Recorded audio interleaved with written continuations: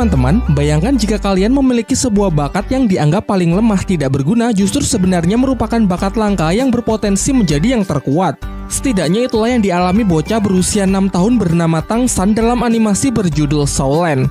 Versi live actionnya pernah dibahas di channel ini beberapa bulan yang lalu dan banyak yang request untuk sekalian dibahas juga versi donghuanya yang dikatakan masih jauh lebih seru. Pada awalnya saya menolak karena berpikir pasti akan membosankan karena ya plot ceritanya pasti sama saja. Namun setelah kemarin saya maraton seriesnya yang masih berlanjut, ternyata memang banyak hal menarik yang dibuat berbeda dari versi live actionnya.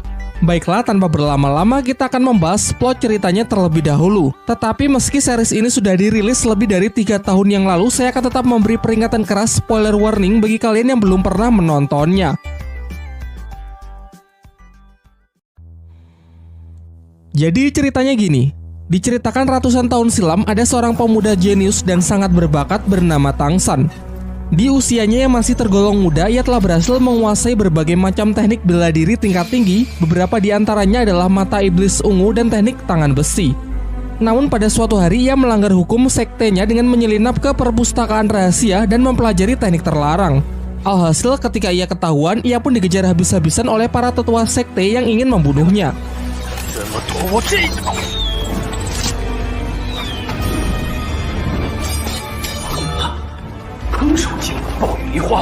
Dari menyusuri hutan hingga tiba di sebuah tebing curam yang disebut sebagai lembah iblis. Karena sudah terpojok, ia pun menjatuhkan dirinya ke dasar jurang namun dengan senyum di wajahnya tanpa rasa penyesalan sedikit pun. Akan tetapi sesaat setelah kejadian itu, tiba-tiba ia terbangun di tubuh anak kecil berusia 6 tahun yang menandakan kalau kini ia telah terlahir kembali di suatu daerah yang disebut dataran dahulu. Tangsan kecil tinggal di sebuah desa bernama Desa Roh Mulia bersama sang ayah seorang pandai besi yang terlihat kusam dan suka mabuk-mabukan. Dalam kesehariannya, Tangsanlah yang bertindak mengurus rumah serta menyiapkan makanan. Diceritakan bahwa anak-anak yang sudah menginjak usia 6 tahun akan dikumpulkan oleh sang kepala desa untuk menguji apakah mereka memiliki kekuatan roh pelindung atau tidak. Pengujiannya dilakukan oleh seorang master roh bernama Suyanto yang berasal dari Akademi Roh Pelindung di kota Nauding. Tangsan dan anak-anak lain kemudian diajak masuk ke dalam sebuah ruangan yang merupakan tempat untuk menguji kekuatan roh mereka. Kekuatan roh pelindung sendiri sangat bervariasi jenisnya dan tingkat kekuatannya. Contohnya Suyanto sendiri yang memiliki kekuatan roh pelindung serigala hutan. Jenis ini sangat cocok digunakan dalam bertarung. Singkat cerita, anak pertama maju untuk melihat jenis kekuatan roh pelindungnya. Dari tangan kanannya memvisualisasikan teknik kekuatan roh pelindungnya. Dalam hal ini adalah salah satu alat pertanian, yaitu sebuah sabit. Masuk ke tes kedua untuk mengetahui seberapa besar tingkat kekuatannya. Sebuah bola cahaya akan menyala terang jika anak yang menyentuhnya memiliki cukup energi roh. Namun sayangnya anak pertama ini sama sekali tak memiliki energi roh, sehingga ia dinyatakan gagal karena kekuatan roh pelindungnya tersebut tak akan pernah bisa dikembangkan. Dan kabar buruknya, sebagian besar anak-anak di desa ini memiliki kekuatan roh pelindung peralatan pertanian, namun tak ada satupun dari mereka yang memiliki energi roh. Dijelaskan tanpa energi roh, mau berlatih sekeras apapun dan menggunakan metode apapun maka akan sia-sia. Dengan kata lain, mereka tak akan pernah bisa menjadi seorang master roh. Sampai akhirnya kini hanya tersisa Tangsan sebagai anak terakhir yang akan mengikuti tes. Dari tangan kanannya, ia menunjukkan jenis roh pelindung yang berbeda dari anak-anak lain, yakni rumput biru perak. Tapi anehnya di saat yang bersamaan, ia juga membangkitkan roh pelindung lain di tangan kiri berwujud sebuah palu. Namun ia lebih memilih menyembunyikannya dan hanya menunjukkan roh pelindung di tangan kanannya saja. Sayangnya Suyanto malah mengatakan kalau rumput biru perak adalah jenis roh pelindung yang jauh lebih tidak berguna daripada alat pertanian. Oleh karena itu, Suyanto enggan melanjutkan Tangsan ke tahap kedua karena sudah pesimis kalau Tangsan tak akan punya energi roh dengan jenis roh pelindung selemah itu. Akan tetapi Tangsan tetap bersikeras agar diizinkan untuk mencobanya terlebih dahulu. Dan benar saja, saat Tangsan menyentuh bola bercahaya itu, seketika sinar yang menyilaukan menerangi seluruh ruangan yang menandakan kalau Tangsan memiliki energi roh tingkat tinggi. Meskipun bisa dikatakan spesial, namun sang master roh masih pesimis mengingat roh pelindung rumput biru perak memang benar-benar lemah dan tak pernah ada sejarahnya bisa berkembang terlalu jauh. Setelah ujian usai, Pak Kepala Desa memberikan kabar baik bahwa Suyanto meninggalkan undangan kepada Tangsan untuk mendaftarkan dirinya ke Akademi Roh Pelindung di kota Nauding. Sesampainya di rumah, ia kemudian memberitahukan kepada ayahnya dan meminta izin untuk mendaftar di akademi tersebut yang akan diadakan 3 bulan lagi. Namun sayangnya sang ayah dengan tegas menolak tanpa memberikan alasan yang jelas. Masih belum menyerah, Tang San mencoba untuk membujuk ayahnya dengan menunjukkan kekuatan roh pelindung ganda miliknya, yang salah satunya berwujud sebuah palu yang diketahui bernama palu Huo Tian. Setelah melihat putranya mewarisi roh pelindung rumput biru perak mendiang ibunya serta palu Huo Tian miliknya, sang ayah pun memulai mempertimbangkan keinginan Tang San tersebut. Dari sini kita pun mengetahui masa lalu dari ibu Tang San yang gugur dalam perang di masa lalu serta sosok ayah Tang San yang ternyata bukan orang sembarangan. Singkat cerita, ayah Tang San berubah pikiran dan mengizinkan Tang San untuk masuk ke akademi tersebut. Namun Tang San harus berjanji untuk tidak memberitahu ke siapapun kalau ia memiliki roh pelindung palu Huo Tian. Singkat cerita, 3 bulan telah berlalu. Tang San dengan ditemani Pak Kepala Desa pergi ke kota Nauding untuk mendaftarkan dirinya ke akademi tersebut. Di saat yang bersamaan terlihat juga seorang gadis kecil pemilik roh pelindung kelinci merah muda bernama Xiao Wu yang juga hendak ikut mendaftar. Kembali ke Tang San, akhirnya sampailah ia di gerbang masuk akademi. Namun penjaga gerbang di sana tidak mengizinkannya masuk karena tidak percaya dengan Tang San dan kepala desa yang terlihat sangat miskin. Bahkan undangan yang dibawa Tang San pun ia lempar karena menganggap kalau undangan tersebut adalah undangan palsu. Tang San yang sangat kesal karena sudah diremehkan memukul si penjaga gerbang hingga ia terlempar. Ketika perkelahian semakin serius, datanglah salah satu guru akademi yang diketahui bernama Master Xiao. Kemudian Master Xiao memastikan kalau undangan yang dibawa Tang San adalah undangan asli sehingga ia mengizinkannya untuk masuk. Dijelaskan kalau Master Xiao ini adalah guru yang sudah tidak mengajar. Kegiatannya sehari-hari adalah melakukan penelitian dan menguji berbagai macam teori mengenai kekuatan roh pelindung. Seperti mempelajari tentang kelemahan dari tiap-tiap jenis roh pelindung, bagaimana metode paling efektif untuk mengembangkannya, dan masih banyak lagi. Bahkan hanya dengan sekali melihat undangan milik Tang San di mana tertulis jenis roh rumput biru perak dan energi roh penuh, ia langsung bisa menyimpulkan kalau Tang San ini pasti memiliki roh pelindung ganda. Setelah mendengar penjelasan panjang lebar yang cukup masuk akal berdasarkan penelitian dari Master Xiao, Tang San pun menjadi sangat mengaguminya. Ditambah lagi Master Xiao mengatakan bahwa Tang San sangat spesial dan berpotensi menjadi seorang master roh terhebat di masa depan. Hingga akhirnya Tang San berlutut dan meminta agar Master Xiao bersedia menjadi gurunya. Singkat cerita, setelah pembicaraan mereka, Tang San pun diantar menuju ruang TU untuk mengurus segala administrasi pendaftaran. Namun di sana Tang San mendengar para petugas TU justru menertawai dan memandang rendah Master Xiao.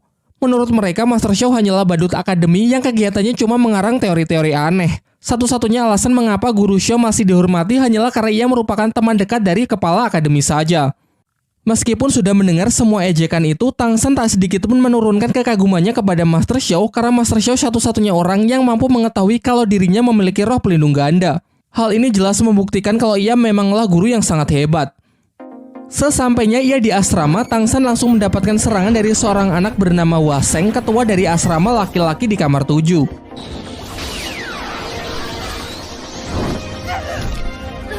Namun dalam sekejap Tang San dapat mengelak dan mengalahkannya. Hal ini membuat semua anak-anak kagum dan menobatkan Tang San menjadi ketua berikutnya sesuai aturan yang mereka berlakukan.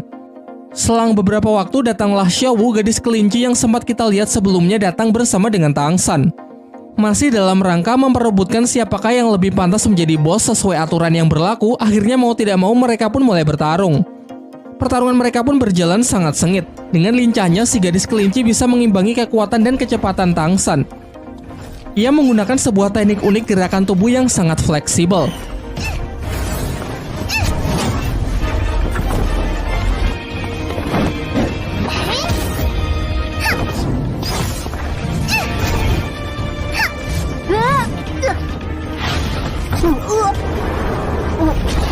Dalam pertarungan singkat itu, Tang San pun dibuat kalah telak dengan catatan ia masih belum mengeluarkan seluruh kemampuannya.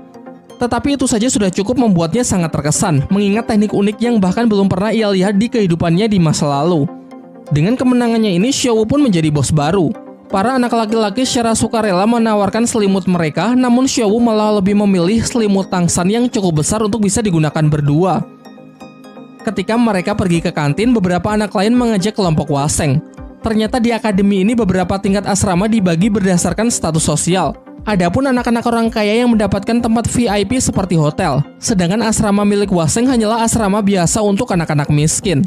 Xiao Wu yang kesal sempat ingin memulai keributan, namun beruntung berhasil dicegah oleh Tang San. Keesokan harinya, secara pribadi Tang San menemui Master Xiao untuk menunjukkan roh pelindung palu Huo Tian di tangan kirinya. Setelah merasa kalau energi roh Tang San sudah cukup untuk bisa naik level, Master Xiao pun mengajak Tang San untuk berburu cincin roh besok. Cincin roh sendiri merupakan item spiritual yang bisa didapatkan dari membunuh siluman roh guna menaikkan level dari seorang Master Roh. Dijelaskan tanpa cincin roh mau berlatih sekeras apapun, seorang Master Roh tak akan pernah bisa naik level. Tetapi di sini Master Xiao melarang Tang San untuk menambahkan cincin roh ke dalam palu Huotian. Ia mengatakan kalau belum saatnya juga Tang San mengetahui alasannya. Menurutnya saat ini akan lebih baik jika Tang San berfokus saja untuk mengembangkan rumput biru perak miliknya. Ia kembali menjelaskan mengenai tipe-tipe kekuatan roh pelindung yang bisa dikembangkan. Misalnya saja tipe binatang roh yang sangat cocok menjadi seorang fighter dalam pertarungan secara langsung. Selain itu juga ada tipe alat roh yang sebagian besar berperan sebagai support. Meski tak jarang juga berbagai peralatan dikembangkan untuk bisa dijadikan senjata yang mematikan. Sementara untuk Tang San sendiri, Master Xiao lebih menyarankannya menjadi tipe pengontrol. Ia bisa mengembangkan sifat lentur dan fleksibilitas rumput biru peraknya menjadi sebuah perangkap yang bisa mendukung tim dalam sebuah pertempuran. Tetapi yang perlu diingat dalam memilih siluman roh juga tak boleh sembarangan, karena harus ada kecocokan dengan jenis roh pelindungnya. Tercatat ada beberapa kasus penolakan dari penyatuan cincin roh yang berakibat pada gagalnya naik level. Singkat cerita, besoknya mereka pergi ke hutan berburu, suatu wilayah di mana banyak siluman roh yang berkeliaran secara bebas. Dalam perjalanan, Master Xiao memberikan sebuah sabuk yang berguna untuk menampung barang-barang bawaan secara praktis. Lalu ia menjelaskan mengenai klasifikasi siluman roh yang bisa dibedakan berdasarkan umurnya. Ada yang berumur ratusan tahun, ribuan tahun, puluhan ribu tahun, dan seterusnya. Semakin tua umurnya, maka akan semakin kuat pula siluman roh tersebut. Dan tentunya semakin kuat seekor siluman roh, maka akan semakin sulit pula untuk ditaklukkan. Sehingga tak jarang banyak Master Roh yang membentuk sebuah tim hanya demi mengalahkan seekor siluman roh saja. Namun yang perlu diingat lagi bahwa seorang Master Roh pemula dengan level rendah, tubuhnya tak akan mampu menampung cincin roh yang terlalu kuat. Dan jika tetap memaksakan diri, maka ia bisa mati. Setelah memasuki wilayah hutan berburu, di sana terdapat banyak orang yang mencari anggota tim untuk diajak bekerja sama berburu siluman roh. Namun Master Xiao menyarankan agar tidak mempercayai siapapun di tempat seperti ini, apalagi dengan orang yang baru dikenal. Lagi pula, sebuah tim haruslah memiliki chemistry yang sangat baik dengan kekuatan yang saling melengkapi, bukannya sembarang tim yang dibentuk sehari jadi. Hutan berburu merupakan suatu tempat yang sangat dijaga ketat, sehingga jika ingin masuk harus memiliki ID card sebagai tanda kalau mereka memiliki izin untuk berburu. ID card sendiri memiliki 6 tingkatan yang ditunjukkan secara jelas dari simbol-simbol yang terukir. Simbol-simbol tersebut mewakili ke-6 Master Roh legendaris. Tentu semakin tinggi tingkatan ID card-nya, maka akan semakin banyak pula wilayah hutan yang bisa mereka akses. Dijelaskan kalau ID card tertinggi hanyalah dimiliki oleh Master Roh dengan gelar tertinggi yang disebut gelar Douluo. Sesampainya di dalam, mereka pun mulai melakukan pencarian. Master Xiao mengeluarkan roh pelindungnya yang berbentuk hewan mutasi bernama Liu Shenpao. Kemampuannya adalah memiliki penciuman yang sangat tajam dan dapat melancarkan serangan kentut halilintar. Dijelaskan juga bahwa roh pelindung terkadang juga mampu melakukan mutasi, sayangnya dalam kasus Master Xiao, roh pelindungnya justru bermutasi menjadi lebih lemah. Hal inilah yang membuatnya mentok berada di level 30 dan membuatnya sering menjadi bahan ejekan oleh orang-orang di akademi. Mereka berdua lalu melanjutkan perjalanannya untuk lebih jauh masuk ke dalam hutan. Sempat bertemu dengan siluman roh kucing muda berumur 10 tahun, namun belum cocok jika digabungkan dengan roh pelindung milik Tang San. Selanjutnya ada siluman roh tanaman bambu. Kulitnya sangat keras sehingga sangat baik sebagai skill pertahanan. Meskipun lumayan cocok, namun masih bukan yang terbaik untuk rumput biru perak milik Tang San. Ia menyarankan agar Tang San memilih siluman roh beracun dan memiliki pertahanan yang sangat tinggi. Perburuan mereka pun berlangsung hingga larut malam. Sekelompok siluman serigala yang lapar mengincar mereka, beruntung dapat diatasi oleh kentut halilintar dari Liu Shenpao.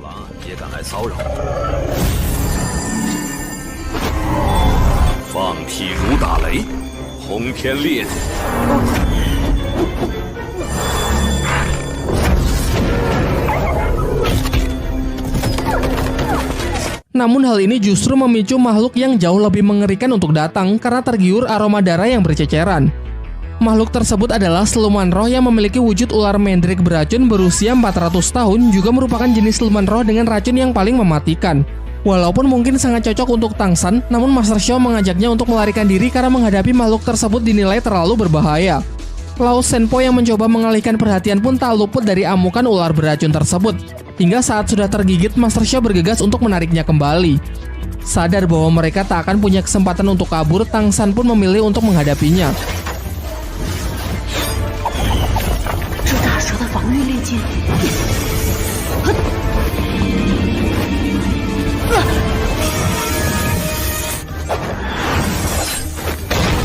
Setelah melewati pertempuran yang sangat sengit, ia pun berhasil membunuh si ular Mandrake dengan menusukkan pisaunya tepat ke rahang makhluk tersebut.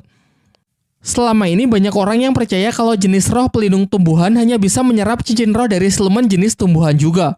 Namun berdasarkan penelitian Master Xiao, ia berteori kalau hal itu tidak sepenuhnya benar. Teori-teori yang anti-mainstream inilah yang membuatnya dijuluki sebagai badut dan menjadi bahan olok-olokan. Tetapi Tang San sangat percaya dengannya dan memutuskan untuk membuktikan kebenaran dari teori gurunya tersebut. Mulailah ia melakukan proses penyerapan yang berlangsung cukup lama. Sampai akhirnya penyerapan pun berhasil sehingga kini rumput biru peraknya telah berkembang menjadi rumput beracun.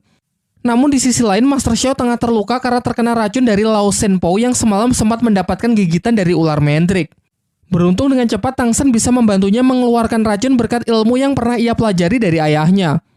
Setelah gurunya siuman, Tang San pun menunjukkan dirinya yang telah berhasil melakukan proses penyerapan cincin roh dan juga telah mengunlock skill pertamanya, yaitu serangan tali akar beracun dalam radius up to 50 meter. Setelah kembali ke akademi, Master Xiao yang merasa pemulihannya akan memakan waktu cukup lama sehingga untuk sementara tak bisa melatih Tang San, memberikan sebuah buku yang berisi berbagai macam penelitiannya mengenai cara paling efektif untuk mengembangkan kekuatan roh pelindung. Selain itu, ia juga menyuruh Tang San pergi ke gedung cabang Akademi Master Roh untuk mendaftarkan dirinya sebagai Master Roh Cilik. Dengan begitu, ia juga akan mendapatkan tunjangan setiap bulannya. Sesampainya di gedung cabang, ia bertemu dengan kakek Matthew dan juga bertemu kembali dengan Suyanto. Kemudian kakek Matthew mengajak Tang San masuk ke sebuah ruangan untuk mengetes kelayakan Tang San. Hasil tes tersebut sangat mengejutkannya karena mengungkapkan kalau Tang San menggunakan siluman roh ular Mandrake sebagai cincin roh pertamanya. Padahal jenis roh pelindungnya adalah jenis tumbuhan rumput biru perak.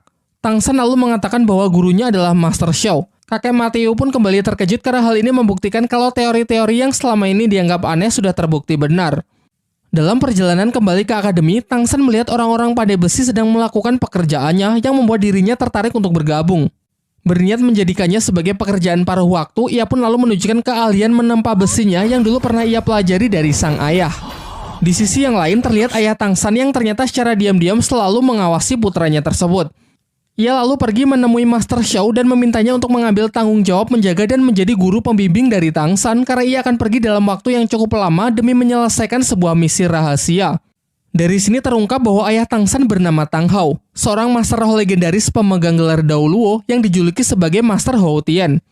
Sebelum pergi, ia memberikan ID card kekuasaan mutlak kepada Master Xiao yang mungkin nanti bisa berguna. Singkat cerita, 1 tahun pun telah berlalu. Bersama dengan Xiao Wu, ia telah menyelesaikan tahun pertamanya di Akademi Roh. Pada libur tahunan, ia mengajak Xiao Wu mengunjungi rumahnya, namun rumahnya kosong dan terlihat sangat kotor. Kepala desa lalu menjelaskan bahwa sudah sangat lama ayah Tang San pergi meninggalkan desa. Ia menitipkan selembar surat yang berisi kalau ayahnya akan pergi dalam waktu yang sangat lama untuk mengemban suatu misi yang selama ini tertunda. Ia berjanji jika nanti Tang San sudah berhasil menjadi Master Roh yang terhebat, maka pasti mereka akan bertemu kembali. Tang San pun menjadi sangat sedih karena kini ia merasa sudah tidak punya siapa-siapa lagi. Bernasib sama menjadi sebatang kara, ia lalu meminta Xiao bersedia menjadi adiknya dan berjanji akan selalu melindunginya. Setelah itu, ia juga bertekad akan menjadi Master Roh yang paling kuat demi membuat bangga dan membuktikannya kepada sang ayah. Berlatar waktu 5 tahun pasca Tang San berpisah dengan sang ayah bersama adik angkatnya Xiao Wu, kini Tang San remaja telah lulus dari Akademi Naoding sehingga perlu mendaftar ke akademi yang memiliki jenjang lebih tinggi.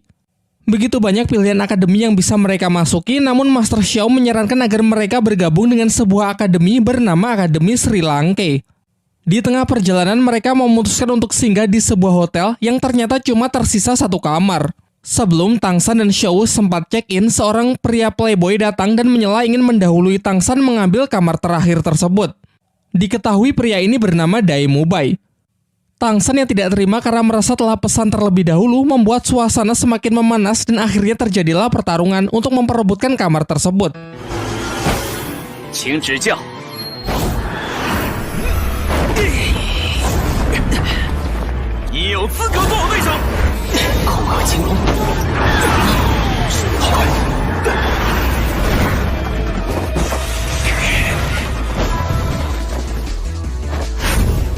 Diperlihatkan kalau Daimumbai ini adalah seorang master roh berjenis hewan harimau putih dengan kekuatannya yang berada di level 37. Sedangkan Tangsan berjenis rumput biru perak namun memiliki level yang lebih rendah yaitu 29.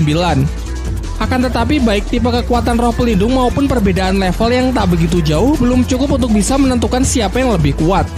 Rumput biru perak milik Tangsan sangatlah fleksibel dalam bertahan maupun melancarkan serangan. Namun Daimumbai terlihat lebih gesit karena selain berdamage tinggi, energi roh yang ia lepaskan juga membentuk perisai yang melindunginya dari serangan Tangsan dan cakarnya sangat efektif untuk memotong rumput biru perak. Ketika Daimumbai lengah, Tangsan berhasil menangkapnya dan mulai menyebarkan racun. Sayangnya sedari awal Daimumbai menyembunyikan kekuatannya yang tidak diperhitungkan oleh Tangsan. Sampai pada akhirnya Tangsan pun dibuat tak berkutik, namun Daimumbai memutuskan untuk melepaskannya dan pergi begitu saja. Di kamar hotel, Tangsan teringat oleh seseorang yang pernah ia lawan di masa lalu yang kekuatannya mirip dengan Daimumbai. Kala itu ia dapat dengan mudah mengalahkannya hanya dengan satu serangan menggunakan senjata jarum emas yang dapat menembus perisainya dan memiliki efek serangan perusak dari dalam.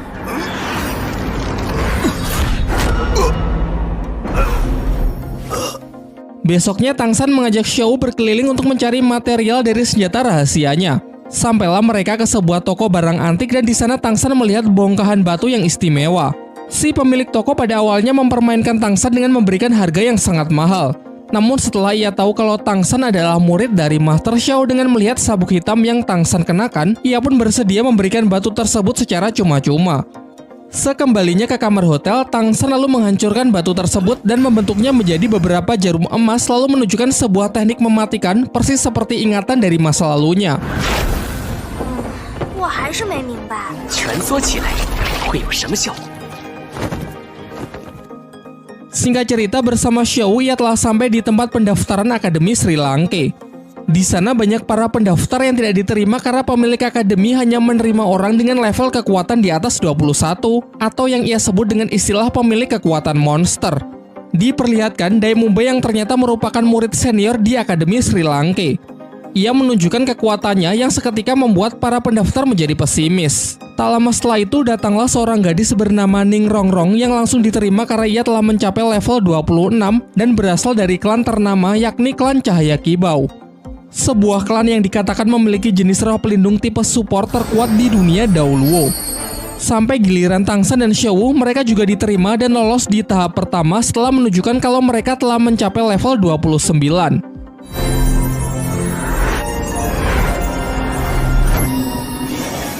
Daimumbai lalu diperintahkan untuk mengantar mereka menuju tes berikutnya karena untuk menjadi murid Akademi Sri Lanka mereka harus lolos dalam 4 tes. Sembari menjelaskan kalau sebenarnya ia tengah mencari seorang pasangan yang serasi dengan roh pelindung miliknya. Karena dikatakan kalau penggabungan dua kekuatan roh pelindung yang serasi akan melahirkan sebuah kekuatan baru yang sangat kuat. Memasuki gedung akademi yang terlihat kurang meyakinkan. Tangsan di sana bertemu dengan seorang pria yang menawarkan sosis bernama Oishike.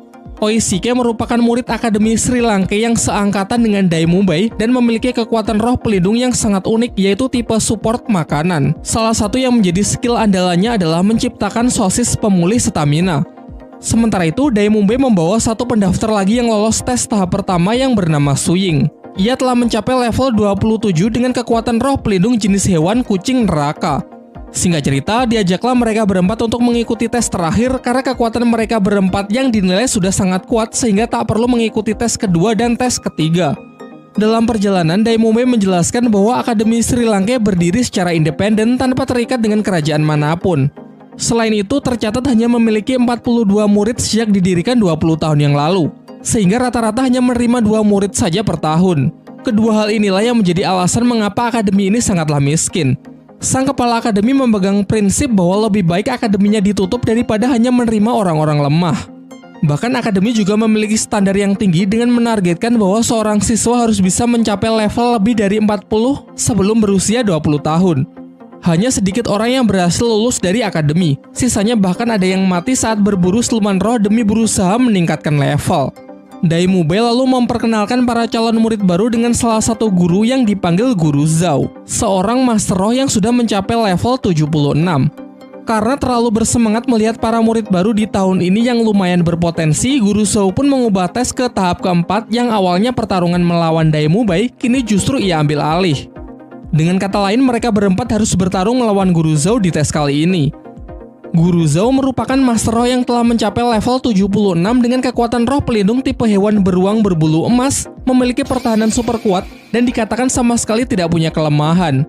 Kemudian Guru Zhou menyampaikan aturan, yaitu jika mereka bisa bertahan sampai satu dupa habis terbakar, maka mereka akan dinyatakan lolos. Namun sebaliknya, jika mereka tidak bisa, maka mereka harus pulang. Ia lalu memberikan waktu kepada Tang San dan yang lainnya untuk saling bekerja sama dan berdiskusi sebelum pertarungan dimulai. Tang San pun menginisiasi untuk membuat rencana kerjasama, dimulai dari memperkenalkan kekuatan mereka masing-masing. Su Ying memiliki roh pelindung bernama kucing neraka bertipe assassin yang mengandalkan kecepatan tinggi. Sedangkan Ning Rongrong adalah tipe support yang memiliki roh pelindung berwujud pagoda cahaya 7 bintang. Dua skillnya yaitu memberikan buff kecepatan dan kekuatan 30% kepada target yang ia kehendaki. Setelah formasi terbentuk, pertarungan pun dimulai.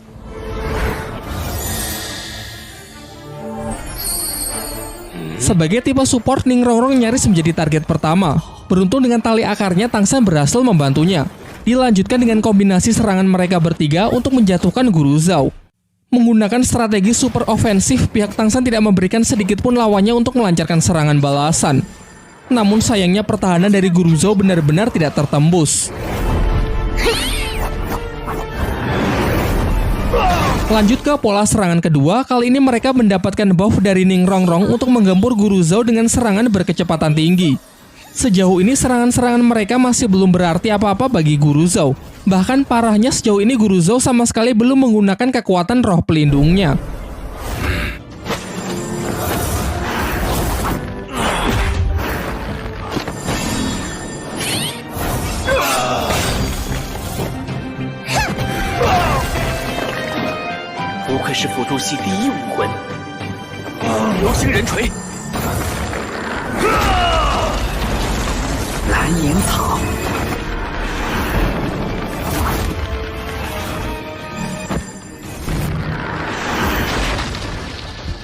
Fatality. Sampai ketika Tang San berhasil mendesaknya menggunakan penjara tali akar beracun, akhirnya memaksa Guru Zhou untuk serius. Ia pun menunjukkan kekuatan roh pelindungnya yang sontak membuat keadaan menjadi berbalik. Pihak Tang San yang sudah mengeluarkan seluruh tenaganya kini benar-benar tak sanggup lagi berdiri. Akan tetapi saat melihat Xiao terluka akibat melindunginya, ia merasa telah menjadi kakak yang tidak berguna. Lantas ia pun emosi dan mencoba melawan seorang diri dengan menggabungkan teknik mata rahasia, telapak tangan besi dengan kemampuan rumput biru peraknya.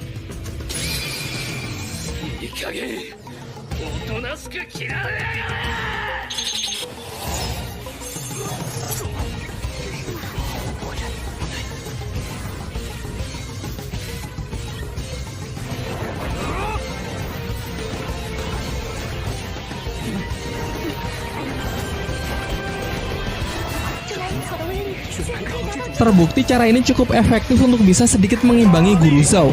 Tetapi Guru Zhou kembali mengamuk dengan melepaskan skill cincin roh keempatnya yang berumur puluhan ribu tahun. Teknik tersebut dapat meningkatkan kekuatan gravitasi di area yang ia kehendaki. Sementara Tang San yang tak berhenti berpikir sedikit belajar dari pertarungan melawan Dai Mumbai kemarin. Ia memanfaatkan skill kedua yang bernama Rotan Hantu, yaitu kemampuan parasit rumput biru peraknya untuk membatasi pergerakan dari Guru Zhou. Dan akhirnya dengan usaha yang keras, ia dapat menembus pertahanan dari teknik perisai roh pelindung tipe hewan tersebut. Guru Zhou yang mulai kewalahan menggunakan skill dari cincin roh kelimanya, yaitu gravitasi super kuat Black Hole.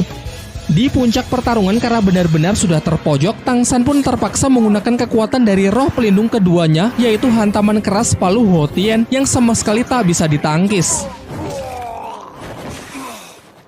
Dai Mumbai lalu memanggil Oishike untuk mengeluarkan sosis pemulihannya guna mengobati semua orang yang sedang terluka.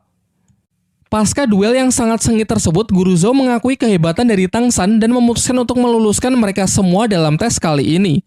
Selain itu, Tang San juga membantunya mengeluarkan jarum beracun yang tertanam di tubuh Guru Zhou. Di malam harinya, Guru Zhou dikejutkan dengan suara misterius yang memanggilnya dari luar akademi. Ia pun bergegas untuk mengikutinya sampai masuk ke dalam hutan. Tak lama setelah itu, muncullah sosok pria berjubah hitam, namun Guru Zhou sama sekali tak bisa mengenalinya. Dengan melihat beberapa cincin roh tingkat tinggi yang melingkar di tubuhnya, terungkap bahwa sosok misterius itu ternyata adalah seorang master roh dengan gelar Daoluo yang sontak membuat Guru Zhou gemetar ketakutan karena menyadari perbedaan kekuatan mereka yang terpaut terlalu jauh. Ialah Master Hou Tian yang bernama Tang Hou, ayah dari Tang San, pemilik roh pelindung legendaris Palu Hou Tian. Tujuan ia datang ke sini adalah untuk memberi pelajaran kepada Guru Zhou supaya tahu bagaimana rasanya ditindas oleh orang yang memiliki level jauh di atasnya. Tak lama setelah itu, Pak Kepala Akademi Sri Lanka pun datang dan menunjukkan kekuatan roh pelindungnya yang berwujud roh burung hantu dengan level kekuatan 78. Ia bernama Flander. Namun di sini ia langsung menyadari kalau orang di depannya adalah Tang Hou, orang terkuat bergelar Daoluo. Ia pun langsung menunjukkan rasa hormatnya. Tetapi Tang Hou yang terlanjur emosi karena Guru Zhou telah berani mengganggu putranya, ia pun memberinya pelajaran serupa agar tidak menindas orang yang lebih lemah. Setelah ia puas menghajar Guru Zhou sampai babak belur, Tang Hou pun membiarkannya tetap hidup dan berpesan agar mereka menjaga putranya dengan baik di akademi ini. Keesokan harinya diperlihatkan Tang San yang sudah siuman dari pingsannya, ditemani seniornya Oishike yang semalaman menjaganya. Ia lalu menawari Tang San untuk memakan sosisnya untuk mempercepat proses penyembuhan. Namun Tang San menolaknya dan lebih memilih untuk melakukan kultivasi. Setelah kondisinya membaik, Tang San pergi ke tempat pertarungan sebelumnya. Di sana ia membersihkan belasan jarum beracunnya yang sempat ia gunakan untuk melawan Guru Zhou. Sembari itu, ia mulai berpikir untuk meningkatkan efektivitas dari senjata rahasianya seperti saat masih di kehidupannya dulu. Karena pasti di masa depan ia akan bertemu dengan orang-orang yang jauh lebih kuat. Kemudian ia bergegas pergi ke kamar Xiaowu untuk melihat kondisinya yang ternyata juga sudah membaik. Kemudian Tang San meminta maaf karena kemarin ia tak bisa menepati janjinya untuk melindungi Xiaowu. Tetapi Xiaowu sama sekali tak menyalahkan Tang San karena memang Guru Zhou lah yang terlalu kuat. Saat tengah berkeliling desa, di tengah jalan mereka menyaksikan pertengkaran seorang laki-laki gendut dengan pacarnya. Diketahui bahwa pria ini juga merupakan murid Akademi Sri Lanka yang seangkatan dengan Oishike dan Dai Mubai yang bernama Mang Houjun. Xiaowu yang merasa geram melihat perbuatan kasar Mang Houjun terpaksa ikut campur. Begitu pula Tang San yang ingin melindungi adiknya. Karena merasa kesal dengan orang-orang yang berani mencampuri urusannya, ia pun memulai pertarungan. Mang Houjun ini memiliki level yang setara dengan Tang San, dengan kekuatan roh pelindung jenis hewan yang sangat istimewa, yaitu kekuatan Phoenix Api. Berdasarkan apa yang telah diajarkan oleh Master Xiao, hewan jenis Phoenix termasuk jajaran hewan terkuat yang memiliki serangan yang sangat bagus. Skill pertamanya adalah roh Phoenix berwujud ayam merah yang terlihat imut, namun ledakannya memiliki daya hancur yang lumayan besar.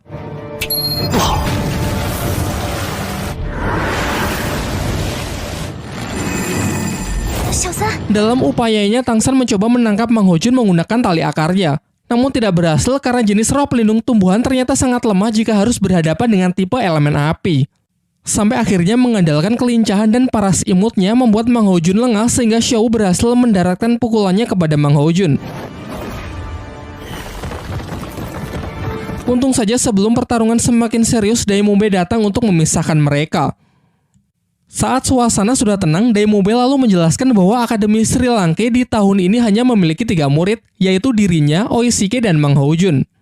Kemudian ia juga menjelaskan kalau kekuatan roh pelindung milik Mang Houjun mengalami mutasi. Dari yang awalnya hanya burung biasa, bermutasi menjadi Phoenix Api dengan kekuatan elemen api yang sangat kuat. Namun bisa dikatakan kalau mutasi tersebut tidaklah sempurna karena memiliki efek samping, yaitu akan membuatnya cepat emosi dan kehilangan kendali atas dirinya sendiri. Saat hal itu terjadi, ia bisa membakar apapun yang berada di dekatnya.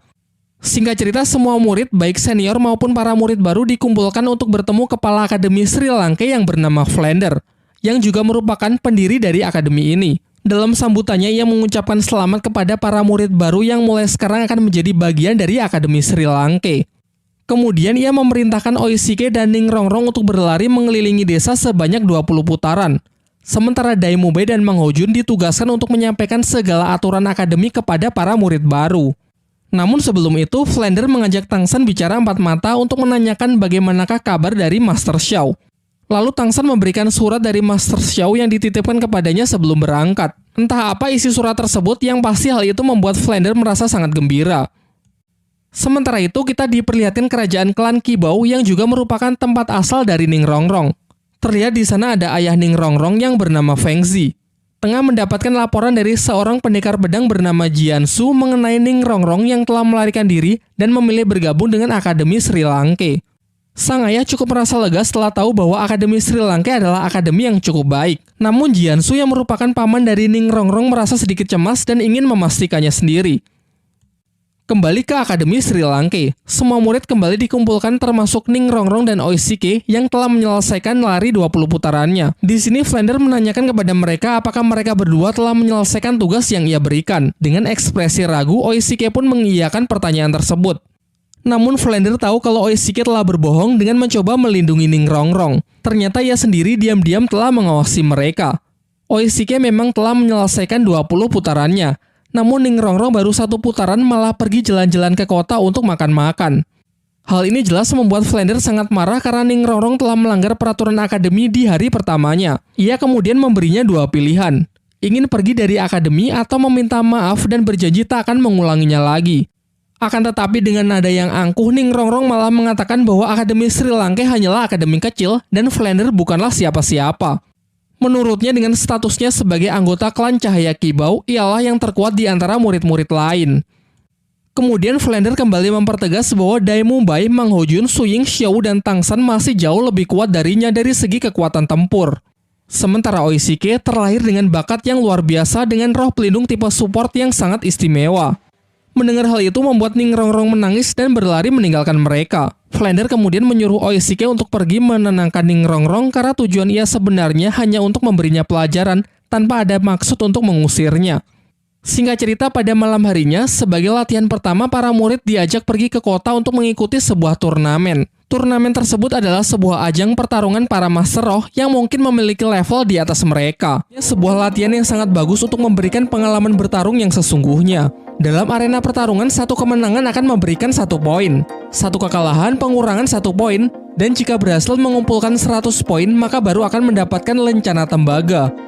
Flander berpesan agar para siswa mendapatkan minimal lencana perak sebelum kelulusan akademi. Kemudian ia memerintahkan Dai Mumbai untuk mengantar mereka melakukan pendaftaran. Dai Mumbai menambahkan bahwa terdapat 8 lencana dari yang terendah sampai yang tertinggi, yaitu lencana besi, lencana tembaga, lencana perak, lencana emas, lencana ungu, lencana permata, lencana rubi, dan lencana berlian. Pada awalnya Xiao menganggap mudah tantangan tersebut karena lencana perak hanya berada di urutan ketiga. Namun Dai Mumbai membantah hal tersebut karena sejak dulu saat ia masih berada di level 29 sampai sekarang, tercatat ia hanya menang sebanyak 29 kali dan kalah 27 kali. Jadi selama ini ia hanya berhasil mengumpulkan total 2 poin saja.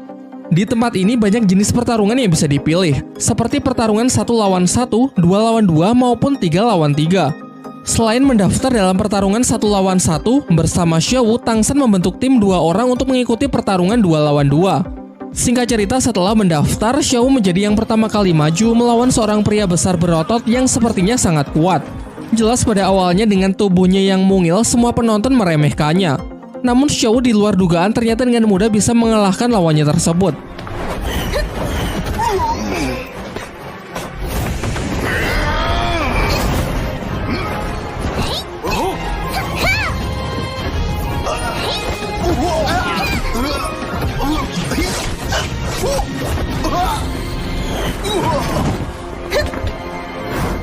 Pertarungan berikutnya adalah Tang San melawan Suying. Tentu karena pemilihan peserta yang random, secara kebetulan ia mendapatkan lawan dari teman akademinya sendiri.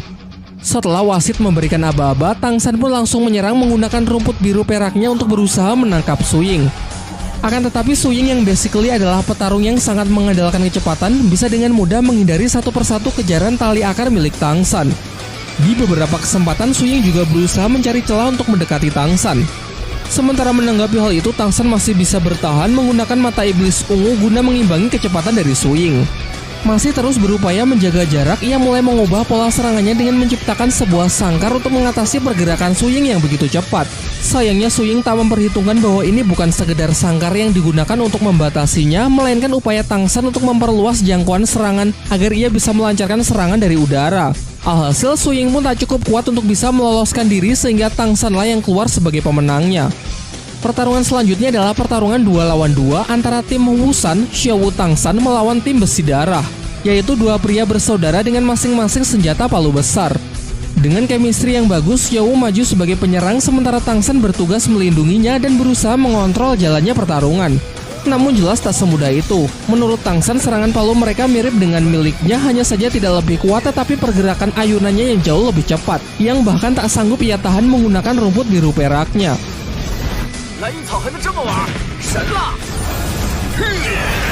Namun ternyata serangan-serangan Tang San ia gunakan untuk menyebarkan benih dari skill keduanya, yaitu rotan hantu. Tumbuhan parasit tersebut dapat mengikat lawan dan menyebarkan racun untuk membatasi pergerakan mereka. Pertarungan masih berlanjut. Secara kompak mereka menggunakan skill ketiganya, yaitu lemparan palu kembar yang dapat melacak dan mengejar targetnya.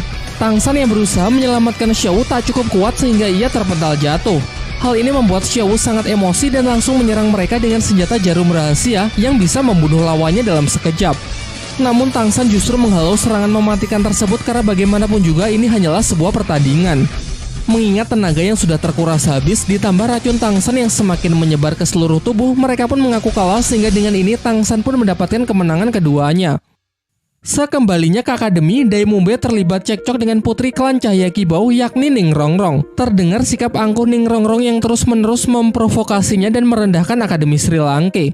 Hal ini membuat Dai Mumbe sangat kesal dan emosi sehingga ia terpaksa menggunakan cara kekerasan tanpa memperdulikan status Ning Rongrong. Beruntung seketika itu juga Tang San datang dan berhasil menenangkannya. Namun kejadian itu tak membuat Ning Rongrong jerah dan justru meminta Tang San agar membantunya menghabisi Dai Mumbai dengan imbalan 100.000 koin emas. Jelas Tang San menolaknya. Ia menjelaskan bahwa tak semua masalah bisa diselesaikan dengan uang dan kekuatan. Ia pun menyarankan agar Ning Rongrong keluar saja dari akademi karena menurutnya tempat ini sama sekali tidak cocok untuk Ning Rongrong. Bahkan Oishike yang jelas-jelas menyukai Ning Rongrong pun juga berpikiran sama. Ia lantas menyarankan supaya Ning Rongrong pergi karena mustahil di sini ia bisa mendapatkan teman dengan sikap yang sedemikian angkuh.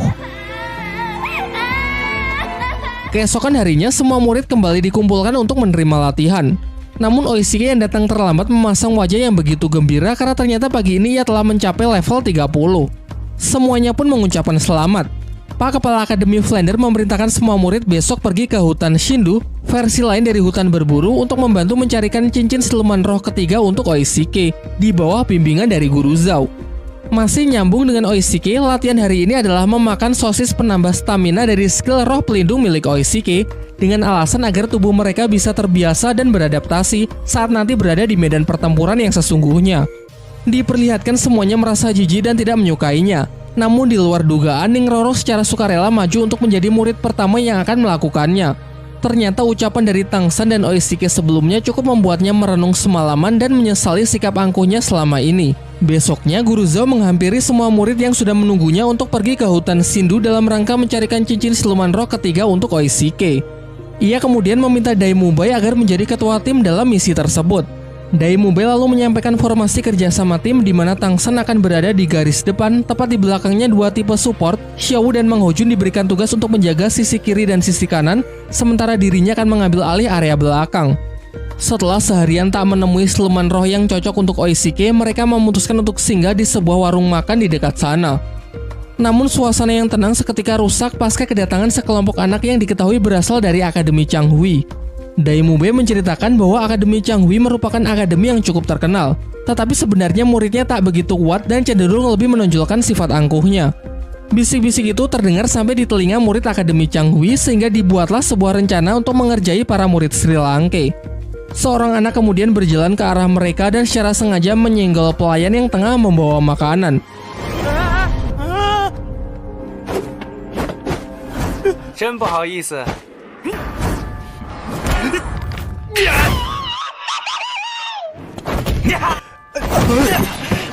Menyaksikan hal itu, semua murid pun dibuat emosi dan menanyakan mereka ini sebenarnya berasal dari akademi mana. Namun Dai Mumbai justru meledek mereka dengan mengatakan bahwa kalian tidak layak untuk mengetahuinya.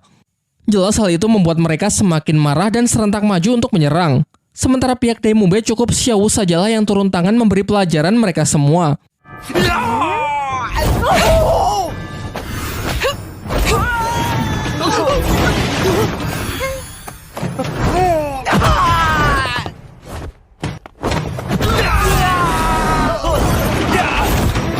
Perseteruan yang semakin memanas memaksa guru dari Akademi Changhui untuk turun tangan.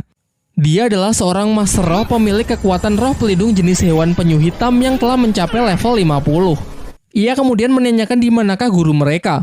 Namun pihak Sri Lanka kembali meledeknya dengan mengatakan kalau ia juga tak layak untuk mengetahui hal itu. Dan jika mau bertarung mereka saja sudah lebih dari cukup. Sampai ketika mereka nyaris bentrok, pemilik restoran pun meminta jika mereka ingin berkelahi maka jangan dilakukan di dalam warungnya. Sebelum keluar, Tang San menyusun sebuah strategi karena pasti tak akan mudah menghadapi Master Roh yang sudah berada di level 50. Menurutnya jenis roh pelindung penyu hitam adalah jenis kekuatan dengan durability yang sangat tinggi namun tidak memiliki damage yang besar. Singkat cerita, pertarungan mereka pun dimulai yang dimeriahkan oleh sorakan para murid Akademi Changhui. Serangan pertama dimulai dari skill pukulan gelombang udara dari Dai Mubai, disertai tembakan api Mang Hojun di sisi kanan dan didukung oleh rumput biru perak milik Tang San untuk membatasi pergerakan lawannya. Setelah tertangkap, Mang Hojun kembali mendapatkan aba-aba dari Tang San untuk membakar habis guru Changhui dengan teknik semburan Phoenix api bersuhu tinggi. Sayangnya perkiraan Tang San tak sepenuhnya benar. Guru Akademi Changhui memiliki skill serangan nafas dingin yang luapannya sanggup membekukan udara dalam sekejap. Su Ying yang mencoba mengambil kesempatan untuk melancarkan serangan jarak dekat justru tangannya terjebak dalam kubah es. Beruntung dengan refleks Dai Mubai segera mendekat untuk menghancurkan kubah tersebut. Dilanjutkan dengan Tang San yang kembali berusaha mengikat lawan dikombinasikan dengan api Mang Hojun. Dai Mubai yang sempat terpengaruh provokasi mengambil resiko untuk menyerang yang mengakibatkan radang dingin di tubuhnya semakin parah. Sementara itu Mang Hojun kembali beraksi dengan semburan Phoenix api untuk menghalau serangan nafas es yang mengarah langsung ke Dai Mubai sehingga terjadilah bentrokan antara dua elemen yang saling bertolak belakang.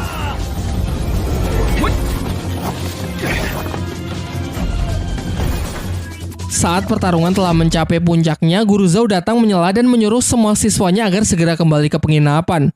Namun guru Akademi Changhui yang masih tak terima meminta para murid Sri Lanka untuk meminta maaf karena telah merendahkan akademinya. Akan tetapi Guru Zhao mengatakan bahwa tak perlu ada yang meminta maaf. Ia malah mempertegas bahwa Akademi Changhui memanglah akademi yang cukup terkenal, namun keangkuhannya hanya bisa menindas orang-orang yang lebih lemah saja. Pertarungan pun kembali dilanjutkan dengan Guru Zhao yang menggantikan para murid Akademi Sri Lanka.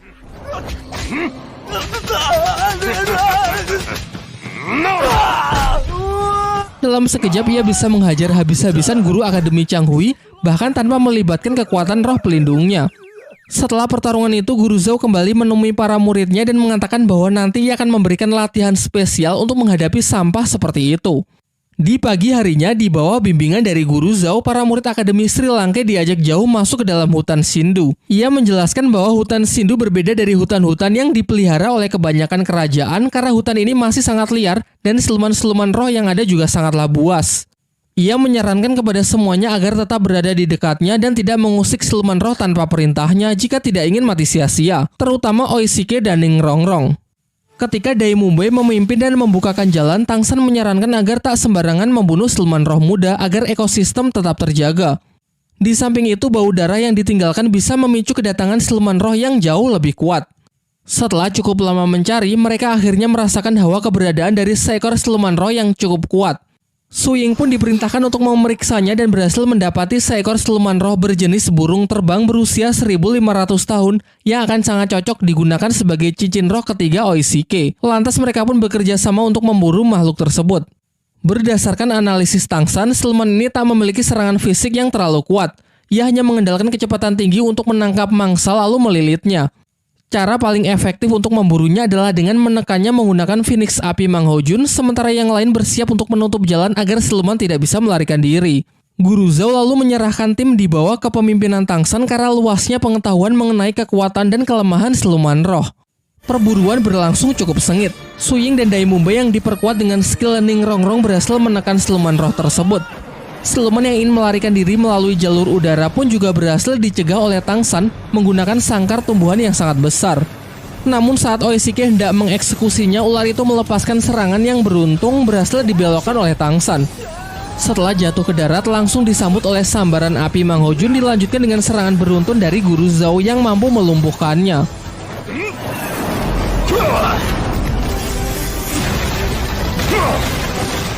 Guru Zhao lantas segera menyuruh Oishike untuk mengambil cincin rohnya, akan tetapi tiba-tiba datang seorang nenek bersama cucunya yang mengklaim bahwa siluman roh ular terbang adalah miliknya yang akan menjadi cincin roh ketiga untuk cucunya. Hal itu karena ialah yang pertama kali menemukannya, dibuktikan dengan serangan tongkat yang ia goreskan ke perut siluman tersebut. Menanggapi hal itu, Guru Zhou tidak bertindak gegabah karena nenek itu merupakan salah satu senior Master Roh yang bernama Cao Tianxiang. Di dunia persilatan ia merupakan Master Roh yang sangat disegani. Bersama pasangannya yakni bangsawan naga Mengsu, mereka menjadi duo maut terkuat yang dikatakan mampu menandingi seorang Master Roh bergelar Dou Luo. Walaupun begitu, Guru Zhou masih bersikeras untuk menolak memberikan siluman roh tersebut. Ia beralasan meski Cao Tianxiang yang menemukannya terlebih dahulu, namun ialah yang berhasil menangkapnya. Sampai akhirnya diputuskan untuk menggunakan hukum Master Roh guna menyelesaikan permasalahan ini. Hukum itu menyatakan bahwa sesama Master Roh harus saling bertarung demi memperebutkan siluman roh, sehingga Oishike ditantang untuk menghadapi cucunya yang bernama Meng Yiran, Master Roh level 30. Namun Guru Zhou menolak mengingat muridnya merupakan Master Roh bertipe support. Mendengar hal itu, tiba-tiba dari belakang Tang San maju dan menyatakan bahwa ia bersedia mewakili Oishike untuk bertarung melawan Yiran. Sang nenek pun sepakat karena mengetahui kalau Tang San masih berada satu level lebih rendah dari cucunya, terlebih lagi roh pelindungnya hanyalah rumput biru perak. Singkat cerita, pertarungan pun dimulai. Diremehkan di awal menjadi keuntungan bagi Tang San untuk bisa melancarkan serangan kejutan.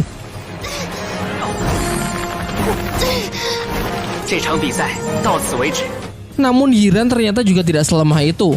Berkat roh pelindung ularnya, ia dengan mudah bisa meloloskan diri dari perangkap tali akar milik Tang San. Bahkan racun pelumpuh yang ia gunakan juga sama sekali tak berpengaruh karena basically kekuatan ular milik Yiran juga beracun. Merupakan sebuah cara yang sangat efektif untuk melawan racun dengan racun. Menggunakan senjata tombak beracun, ia kemudian melancarkan serangan balasan.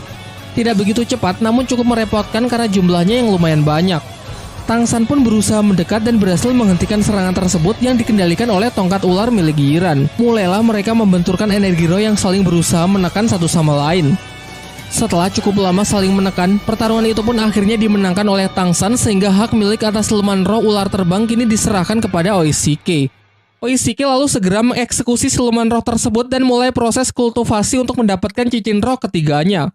Di sisi lain, Tang San yang kehabisan tenaga pasca pertarungannya dengan Yiran juga berkultivasi untuk memulihkan kekuatannya.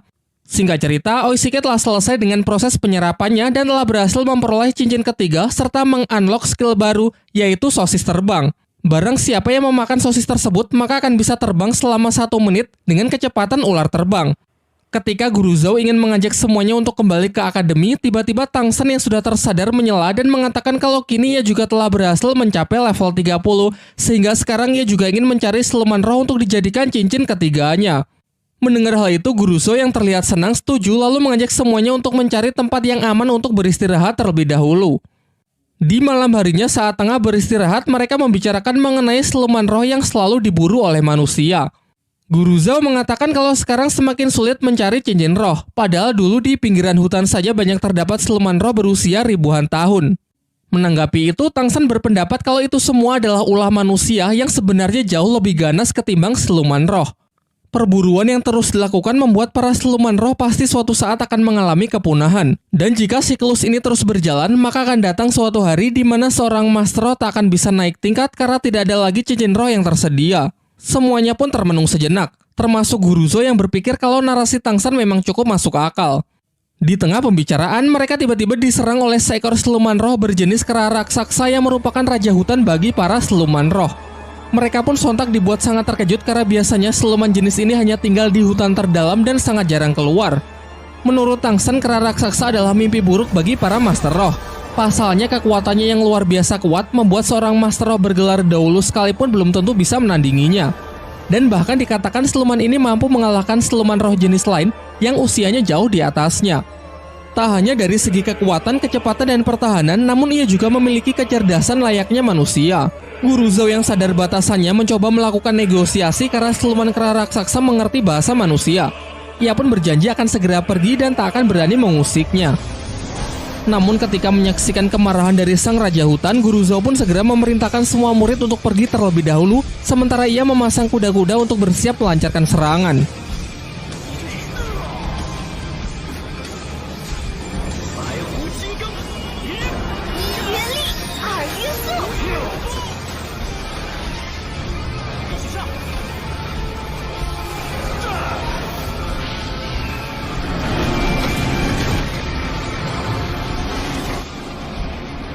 Hingga saat amukannya menghempaskan mereka semua, menjadikan kesempatan yang bagus untuk bisa melarikan diri.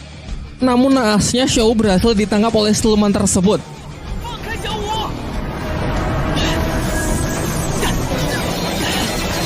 Guru Zhou yang melihatnya sangat emosi dan benar-benar all out menggunakan skill dari cincin roh ketujuhnya. Merupakan skill terkuatnya yaitu wujud roh dari beruang hutan untuk menghantam siluman kera raksasa. Namun hal itu juga sia-sia. Sementara Tang San yang berupaya menyelamatkan Xiao berusaha mengejar siluman itu, hasilnya pun sama saja. Ia pun juga tidak bisa berbuat apa-apa.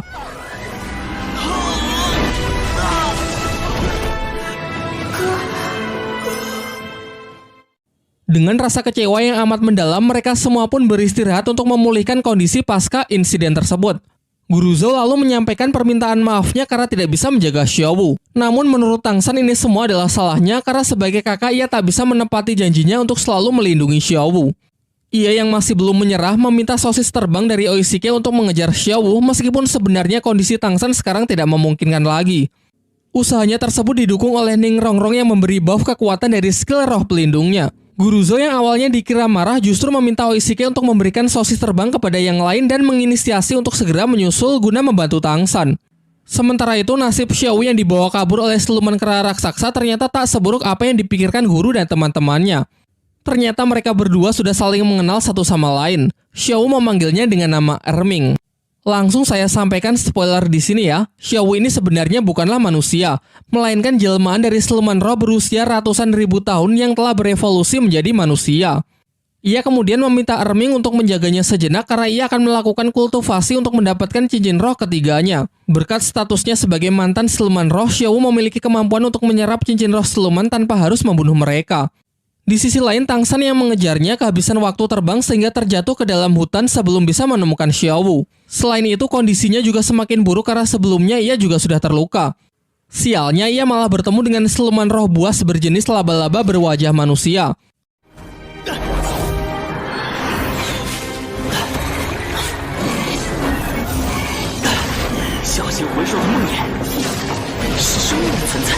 Tang San pun dibuat sangat kewalahan, karena baik dari kekuatan, kecepatan maupun pertahanan dari siluman tersebut sangatlah kuat. Ditambah lagi makhluk ini memiliki racun yang sangat mematikan. Di tengah pertarungan tersebut, Tang San teringat ucapan dari Master Xiao bahwa siluman laba-laba berwajah manusia merupakan jenis siluman roh yang akan sangat cocok untuk Tang San. Namun akan sangat berbahaya mengingat kekuatan serta racun yang mematikan yang dimilikinya.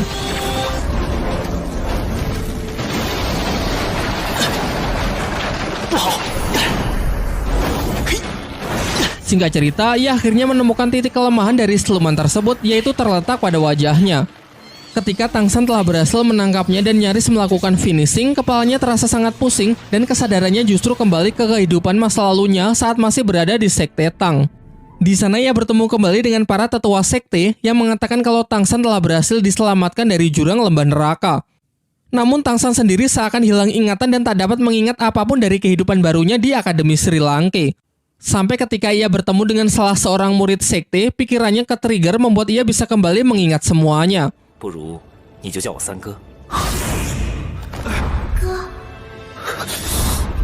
Ia pun lantas bertekad kembali ke kehidupannya di Akademi Sri Lanka karena teringat Xiao yang harus segera diselamatkan.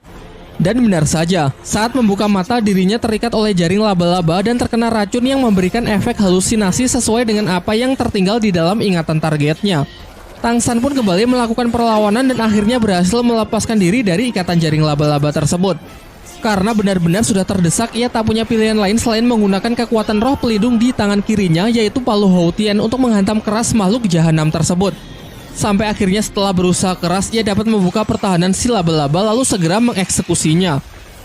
Sebelum memulai proses penyerapan, Tang San beristirahat sejenak untuk mengeluarkan racun yang semakin menyebar ke seluruh tubuhnya.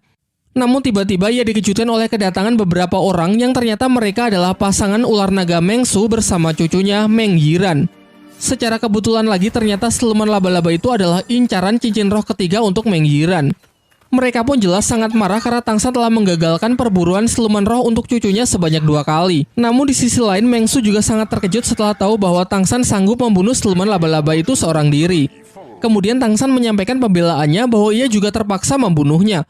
Tadi ia hanya berusaha membela diri karena tiba-tiba siluman itu menyerangnya. Mengsu yang tak memperdulikan alasan Tang San memberinya pilihan yang sulit. yaitu jika Tangsan bersedia bergabung dengan keluarganya, maka ia akan membiarkan Tangsan tetap hidup dan mempersilakannya untuk menyerap cincin roh dari siluman laba-laba tersebut. Namun Tangsan dengan tegas menolak tawaran itu. Pasalnya, seseorang yang telah bergabung dengan suatu keluarga maka harus mengabdikan seumur hidupnya untuk keluarga tersebut. Sementara dirinya adalah tipe orang yang lebih suka bebas tanpa terikat oleh pihak manapun. Diperlihatkan secara diam-diam Tangsan bersiap dengan busurnya untuk berencana menyandera Yiran, karena mustahil ia bisa menang melawan dua orang legend di hadapannya. Merasa tawarannya tak dihargai, Meng Su pun semakin murka. Ia lalu memberi kesempatan terakhir untuk Tangsan untuk menebus kesalahannya yang telah 2 kali mengagalkan kenaikan tingkat dari cucunya. Untuk itu Tangsan diperbolehkan pergi, tapi dengan meninggalkan satu lengannya sebagai bentuk kompensasi. Masih mencoba bernegosiasi, Tangsan mengatakan akan bersedia bergabung dengan keluarga mereka, namun dengan satu syarat, yaitu mereka harus membantunya mengalahkan seekor siluman roh yang telah menculik Xiaowu. Awalnya mereka mengentengkan syarat itu karena mudah baginya kalau hanya membunuh satu siluman saja. Akan tetapi ekspresi mereka langsung berubah ketika Tangsan mengatakan kalau siluman roh yang dimaksud adalah siluman Raja Kera Raksasa. Mereka malah menuduh kalau Tangsan sengaja menjebaknya, karena berhadapan dengan makhluk itu maka sama saja dengan bunuh diri. Bahkan dikatakan kalau Master Roh bergelar Daulo pun belum tentu sanggup mengalahkannya. Karena keduanya tak bisa memenuhi syarat yang ia berikan, Tangsan pun enggan untuk bergabung dan dengan tegas mengatakan kalau mereka ingin lengannya maka silakan ambil saja sendiri. Saat posisi Tangsan sudah benar-benar terdesak, beruntung Guru Zhou dan teman-temannya datang tepat waktu untuk menghentikan kakek Meng Su. Guru Zhou jelas tahu batasannya yang tak mungkin bisa menang jika duo maut itu sudah bersatu. Ia lantas mencoba bernegosiasi dengan mengajak Meng Su untuk bicara empat mata. Setelah pembicaraan singkat mereka, seketika ekspresi kejam dari Meng Su berubah menjadi lebih hangat. Dari Guru Zhou, ia kini tahu kalau Tangsan adalah murid dari Master Xiao, orang cerdas yang menciptakan banyak teori di dunia roh. Oleh karena itu, ia pun kali ini bersedia melepaskan Tangsan.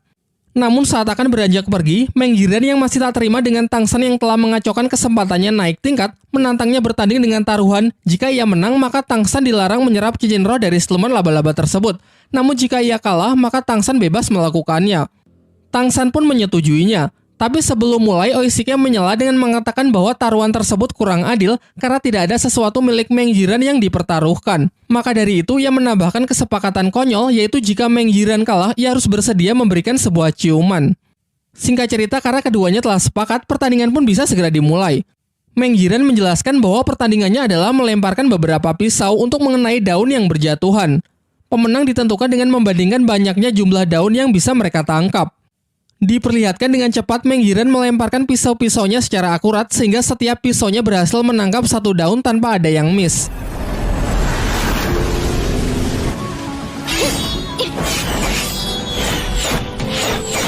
Melihat Tangsan yang sedari tadi tidak bergerak membuat Meng Yiran kebingungan.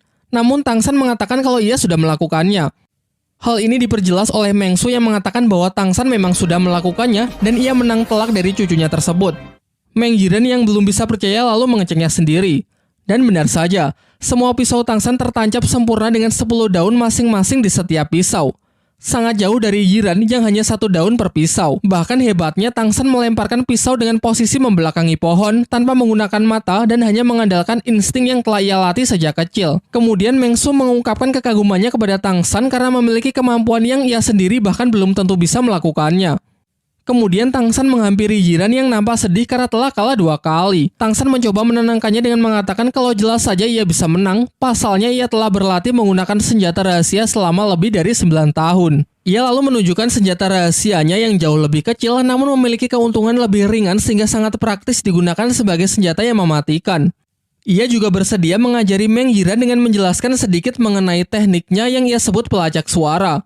Bukan melihat dengan mata, melainkan menggunakan indera pendengaran yang bisa merasakan setiap gerakan bahkan tanpa ada titik buta. Setelah pembicaraan itu, tiba-tiba Meng Yiran mencium Tangsan karena bagaimanapun juga ia telah kalah taruhan. Semuanya pun dibuat tercengang menyaksikan fenomena itu. Dan setelah itu, ia bersama kakek neneknya pun segera pergi dari tempat tersebut. Setelah kepergian mereka, Tangsan segera meminta sosis pemulihan dari Oishike agar ia bisa segera memulai proses penyerapan mengingat Xiaowu yang juga harus segera diselamatkan. Proses penyerapan Tangsan nampaknya begitu berat. Terlihat melalui gejolak energi luar biasa kuat yang dapat dirasakan oleh Guru Zhou. Di waktu yang bersamaan, kita diperlihatkan Master Xiao yang mendapatkan selembar surat undangan dari Flander, kepala Akademi Sri Lanka. Sementara di sisi lain kita diperlihatkan scene dari Tang Hao, ayah dari Tang San, berpamitan dengan sebuah tempat yang dipenuhi oleh tanaman rumput biru perak untuk pergi menyelesaikan misinya di sebuah tempat yang ia sebut sebagai Balai Roh Pelindung. Di kesempatan berikutnya akan lebih diperjelas mengenai asal-usul Tang Hao muda beserta istrinya yang berjuang melawan Balai Roh Pelindung. Serta mungkin juga akan diperjelas mengenai kehidupan Tang San di universe yang berbeda karena masih sangat minim informasi yang bisa kita dapat sejauh ini. Baiklah, mungkin itu saja yang bisa saya bahas di kesempatan kali ini. Kalau kalian punya pendapat lain atau detail yang saya lewatkan, silakan menulisnya di kolom komentar ya.